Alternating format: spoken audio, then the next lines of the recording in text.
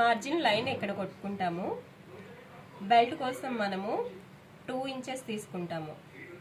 ఎందుకంటే మనము ఎలాస్టిక్ తీసుకున్న దాన్ని బట్టి ఈ బెల్ట్ అనేది తీసుకోవాలి. 1 ఇంచ్ ఎలాస్టిక్ తీసుకుంటే 2 ఇంచెస్ మనము బెల్ట్ కోసం క్లాత్ వదిలేయాలి. ఇప్పుడు ఇక్కడ నుంచి వేస్ట్ మార్కింగ్ చేసుకోవాలి. మనకి పాపగా వేస్ట్ వచ్చేసి ఎంత వచ్చింది, 5 వచ్చింది. ఖర్చులకి మనము 2 ఇంచెస్ యాడ్ చేసాము. ఇక్కడికి ఒక మార్కింగ్ చేసుకున్నాము.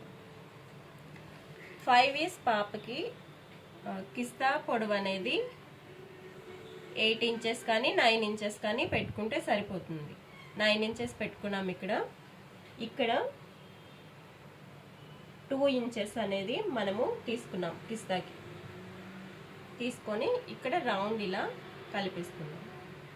ఆ తర్వాత ఈ వేస్ట్ దగ్గర నుంచి మనము ప్యాంట్ లెంత్ అనేది తీసుకుంటాం. ప్యాంట్ లెంత్ ఎంత, 21 వచ్చింది పాపకి.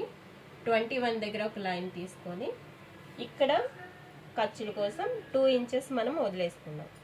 ఇప్పుడు ఫ్యాంట్ లూజ్ అనేది ఎవరిష్టం వాళ్ళది. ఫ్యాంట్ లూజ్ అనేది 6.5 ఇక్కడ తీసుకున్నాం మనము.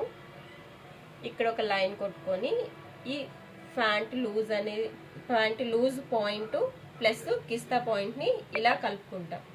ఇక్కడ కొంచెం కర్వ్ వచ్చేలాగా కలుపుకుంటాం. నీ దగ్గరికి కర్వ్ రావాలి, మనకి ఇక్కడ స్ట్రైట్ రావాలి.